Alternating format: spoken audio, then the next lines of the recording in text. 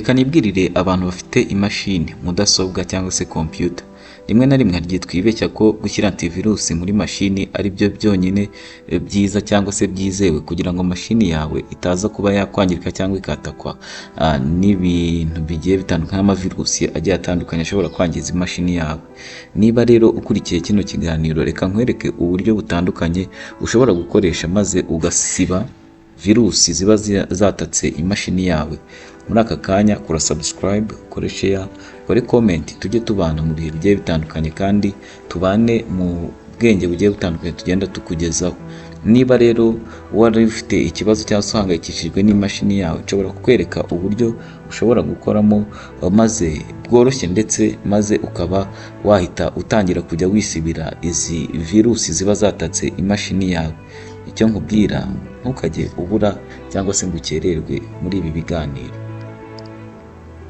Keyboard yawe ya mashini, maze witonze cyane ukande kuri window, ino buto ya window iyi ngiyi ureba iriho tuno tuntu tune, maze nurangiza uyikandeho uhite ukanda no kuri, uragumishaho urutoki kuri ino buto ya window, nurangiza uhite ukanda no kuri R, buto ya R.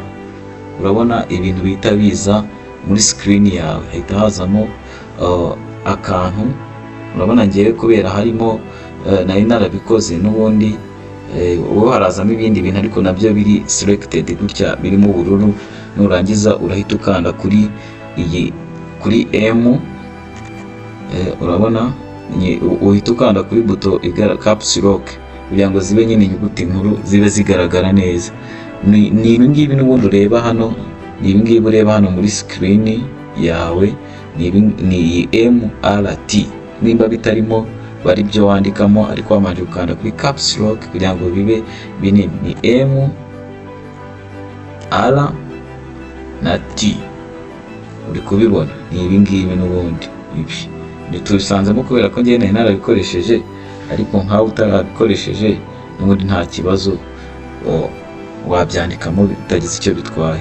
Noneho nurangiza, ubwo turi gushaka gukora iki? Dushaka ko dusiba virusi zose ziriho, virusi zose ziri kuri mashini yacu, bidasabye ko dushyiramo antivirus nka za Avast n'izindi. Noneho uhita ukanda OK. Numara gukanda OK, urategerezaho gatoya urebe uko biza. Urabona barahita welcome to Microsoft Windows malicious software remove to these tools scan for and automatically removes prevalent malicious software. Nubu nyine bahita basiba bya bintu byose bishobora kwangiza imashini yawe, maze bihite biva ku mashini yawe, ubundi imashini yawe ibe safe. Ugahita ukora next. Ntabwo ari ngombwa kuza kuzuzamo ibi ngibi byose, byaterwa nuko wasomye amabwiriza ukumva, ariko twebwe twakwigumira kuri aka ngaka. Ubundi kano ka mbere kanditseho ngo quick scan areas of the system most likely to contain malicious software. If malicious software is found, you may be prompted to run a full scan. Tugiye kuzisikana, rero tukora kuri next. Nukora kuri next, urabona ko zitangiye kwihuta zigenda uzisiba cyane.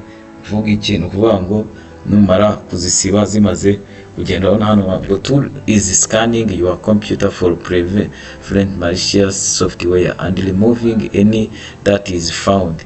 After this operation complete, the tool will provide you with report of the malicious software that was detected and removed. Uvuga ngo imashini yawe ikomeze yaka, ndetse imashini yawe ntuyizimye nyine cyangwa ngo ukore cancel mu gihe cyose izi virus zitararangira kuvaho. Nizimara kurangira, ikintu irakora mashini ahita ikwereka ko byarangiye, maze uhita ukora cancel cyangwa se OK kutera icyo bari gusabe, ubundi imashini yawe ibe mu ryerye. Ndagushimiye cyane ko ubanye nanjye n'aya masomo ngiye kujya nkugezaho y'ikoranabuhanga, mwereka uburyo ikoranabuhanga rikora, mwereka ukuntu ibintu nyine biba bihagaze mu isi y'ikoranabuhanga. Yaba ufite mashini ugasanga iragupfanye kubera amavirusi, oya ntibizongere, ahubwo ujye ureka nguhe n'ubundi bwenge bugiye butandukanye ushobora kubona muri rusange. Ubundi kugira ngo dutegereze turebe ko byarangira, ubundi nze nkwereke uko uranabisoza. Izi virusi zose urabona ukuntu ari nyinshi, ni ukuvuga ngo iyi mudasobwa yanjye imaze gusikaninga fayilo zigera mu 5300 n'ibindi, urabona bibaye na 400. bivuze iki? Bivuze ko nyine byari ibintu byinshi bishobora kuba kwangiza imashini yanjye. Reka dutegereze maze turebe aho bigana, ubundi mpite nza nkubwira icyo ukora ndetse n'uburyo ushobora gukomeza kugenda ubyikorera muri rusange. Ni ibintu biba bitagoye, nzajya nkugezaho amasomo menshi kuri mudasobwa, kuri telefoni, kuri social media n'ibindi bigiye bitandukanye. Icyo ukora no gukora subscribe, ugakora share umuntu ushaka kubikenera, ubundi tukajya twibanira mu buryo bugiye butandukanye muri rusange.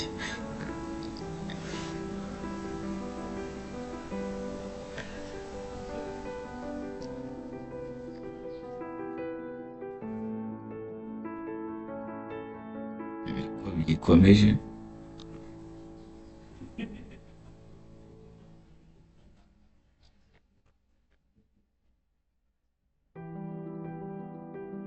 yari nyinshi, n'iyo ushobora gusangaho n'ibihumbi 20 n'ibihumbi 30 bya virusi byagiye ku mashini yawe. Wowe icyo ukora, tegereza zishireho, kubera ko ntabwo aba ari byiza ko ziba zigumye. Urabona isi itangira zikomereje, bageze ku 9,000. Infection ya kabiri.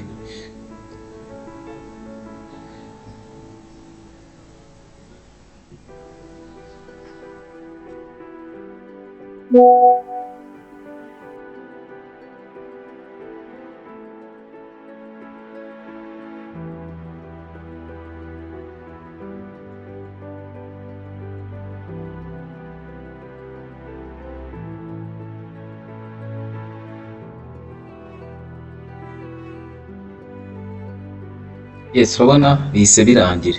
Iyo bimaze kurangira rero, no malicious software was detected. Bivuze ngo nta kindi kintu kibi gishobora kwangiza imashini yawe kikiriho. Icyo urahita ukora, urahita uza hano ukore finish. Bibe birarangiye. Ubu ngubu gahunda zose zaciyemo. Ndagushimiye cyane ko wabanye nanjye.